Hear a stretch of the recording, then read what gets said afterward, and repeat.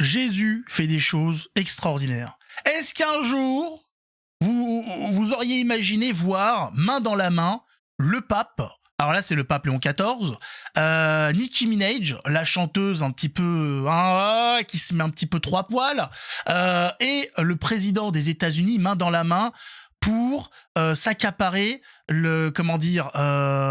s'accaparer la sécurité des chrétiens, ou en tout cas le problème de la persécution chrétienne dans le monde.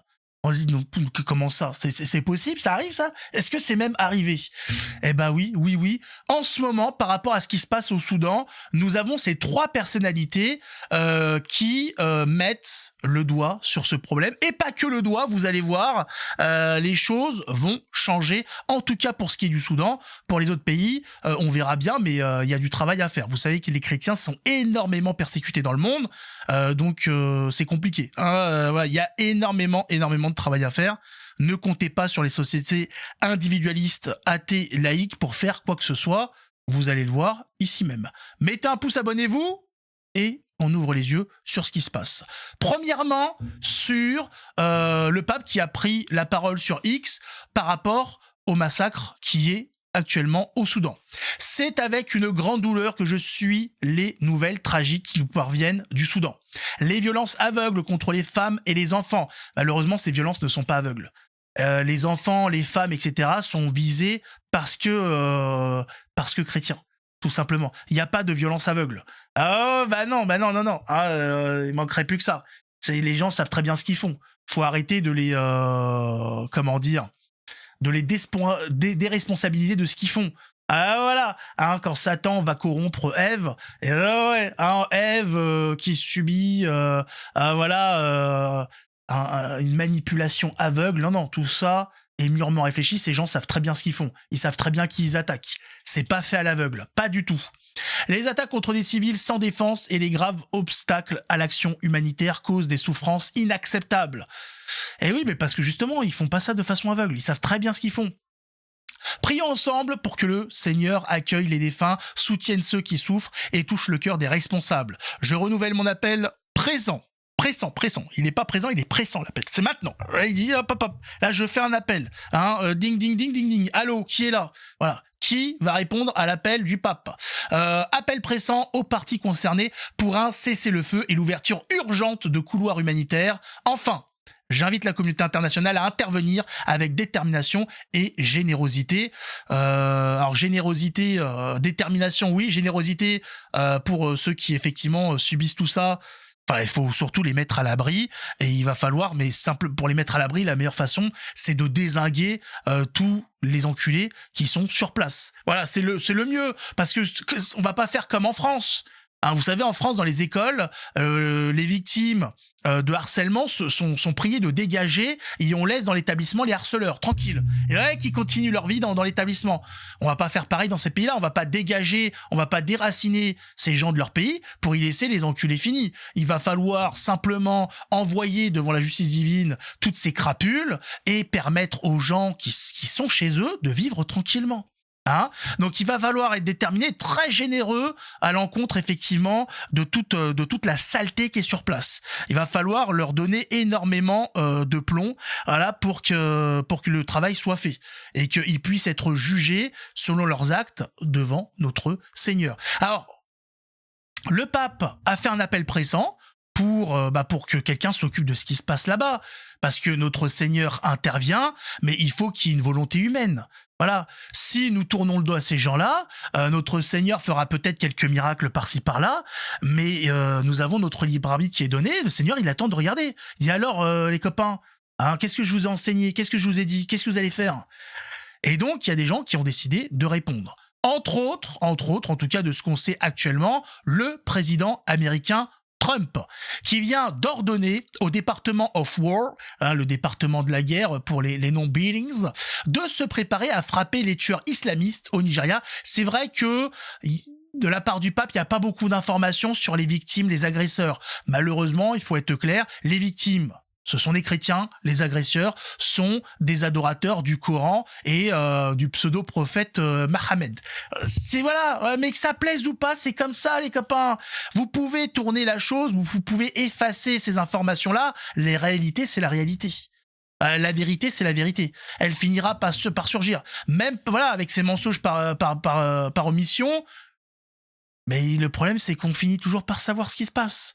Et là, on sait très bien. On sait très bien que c'est pas des extraterrestres qui viennent au Soudan pour casser la tête à tout le monde.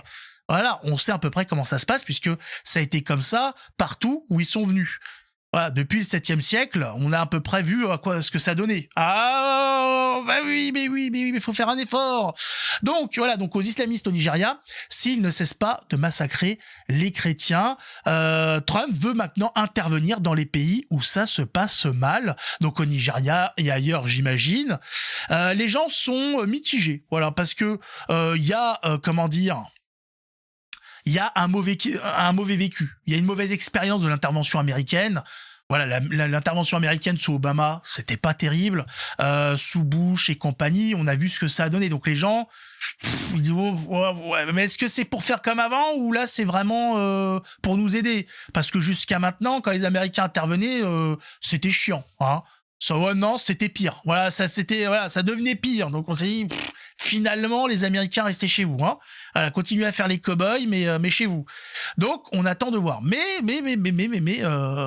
l'intervention est aussi soutenue. Hein. Par exemple, on a la star Nicki Minaj qui salue l'engagement de Trump en faveur des chrétiens persécutés, qui dit putain, voilà, bon, je suis pas quelqu'un, voilà, qui fait partie des admirateurs, mais je suis obligé de reconnaître que là, chapeau l'artiste, vouloir venir en aide aux chrétiens au Nigeria et ailleurs, bah alors qu'il n'est pas obligé. Ouais, il pourrait se contenter de faire ce qu'il fait, hein, s'occuper de la politique de son pays.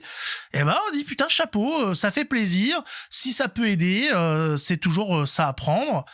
Et voilà. Et puis les mots sont posés aux États-Unis. Vous savez que la liberté d'expression est assez conséquente.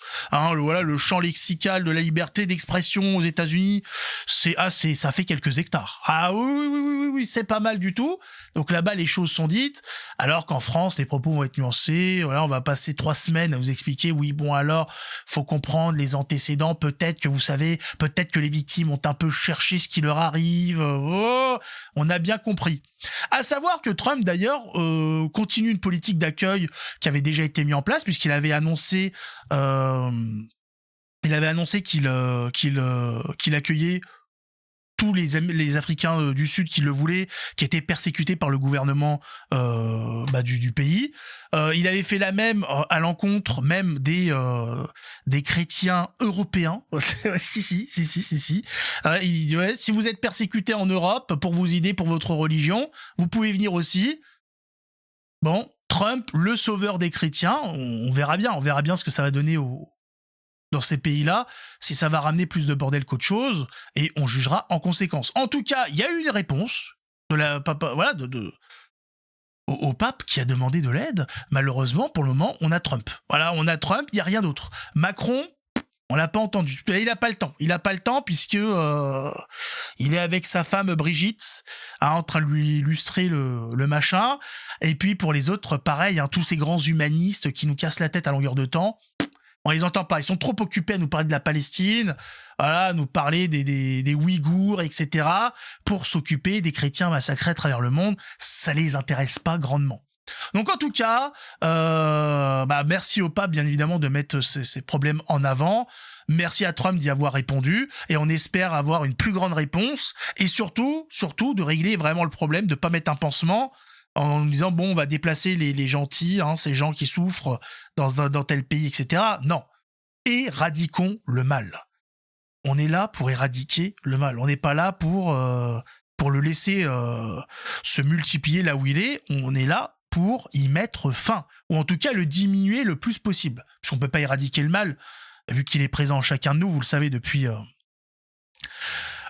que nos parents ont péché, hein, le péché originel est la cause de tout ça, et donc voilà, on ne pourra jamais éradiquer réellement le mal, puisque il est inscrit dans notre chair.